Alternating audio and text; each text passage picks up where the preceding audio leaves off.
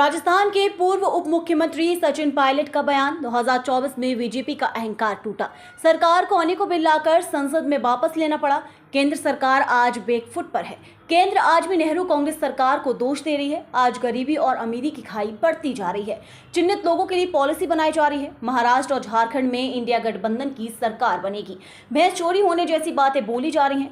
साथ ही पढ़ेंगे तो बढ़ेंगे हम कह रहे हैं। एजेंसी का दुरुपयोग किया जा रहा है। झारखंड में इंडी गठबंधन की सरकार बनेगी। दिल्ली के कार्य को जनता पसंद नहीं कर रही है।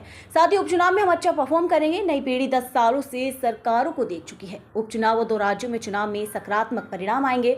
घुसपैठियों के सवाल पर कहा कि बॉर्डर सिक्योर करना सरकार की जिम्मेदारी है। जनता की समस्या की कोई चर्चा नहीं है। झारखंड के साथ केंद्र ने अच्छा व्यवहार नहीं किया। कांग्रेस छोड़ने वालों पर कहा कि बहुत सारे नेता चुनाव से पहले आते हैं जाते हैं। हमारे यहाँ व्यक्ति नहीं पार्टी चुनाव लड़ती है।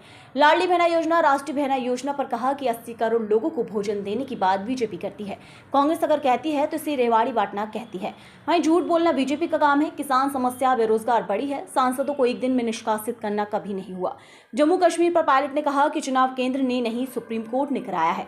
जम्मू कश्मीर को फुल स्टेट का दर्जा मिलना चाहिए। किसानों के लिए बेरोजगारी, महंगाई, ये सब आप लोगों के 10 साल के कार्यकाल का ही परिणाम है। तो जवाबदेही होनी चाहिए। और मुझे लगता है कि हर मुद्दे पर आज भाजपा बैकफुट पर है, इसीलिए वो कांग्रेस के नेताओं को कोसने का काम करते हैं।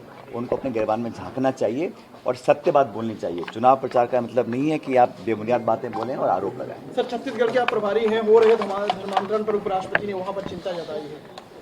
देखिए, जो भी देश प्रदेश में होता है कानून के तहत होना चाहिए और मुझे लगता है कि सरकारों को कानून के दायरे में रहकर काम करना चाहिए। लेकिन चुनाव से पहले इस प्रकार की बातें करना, ध्रुवीकरण करने की कोशिश करना और धार्मिक बातें बोलकर वोट बटोरने का जो काम किया जाता है चुनाव से पहले, मैं उसको सही नहीं मानता हूँ। हमें विकास, डेवलपमेंटल इश्यूज, शिक्षा, चिकित्सा, बिजली, सड़क, इन बात पर इशू पर डिस्कस करना चाहिए। ये सार्थक इश्यूज हैं, लेकिन लोगों का ध्यान भटकाने के लिए इस प्रकार की बातों को उठाया जाता है बार बार। यूसीसी है, गौ माता है, भगवान राम के मंदिर के बाद चुनाव के समय बातों को किया जाता है। लेकिन 10 साल की जो परफॉर्मेंस है, जहां आपको राज करने का पूरा मौका जनता ने दिया, आपकी वो रिपोर्ट का जनता के सामने